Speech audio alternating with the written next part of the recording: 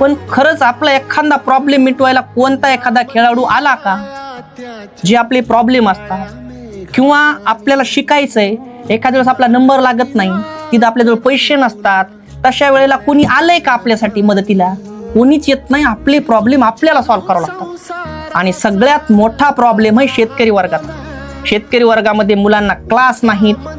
पुन्हा लगेच म्हणतात नाही नाही गावातल्या शाळेला काय झालंय.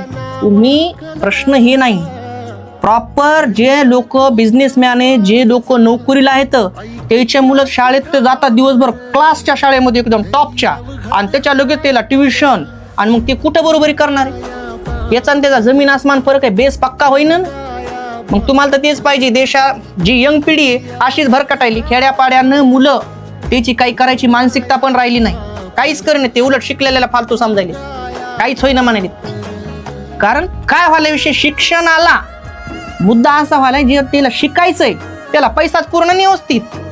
शेतकरी आता काय करणार? 3 एकरावाला शेतकरी काय करणार सांगा? त्यांना बैलजोडी घ्यायची का काय करायचं नाही? शेतकऱ्याच्या व्यथा कधी बी मांडायला पाहिजे, आणि मांडून नाही, एकदा सगळा शेतकरी वर्ग एक व्हायला पाहिजे. सांगायचा मुद्दा असा आहे, आपले हिरो खरे आपले मायबाप शेतकरी आहेत, ते आपले हिरो आहेत.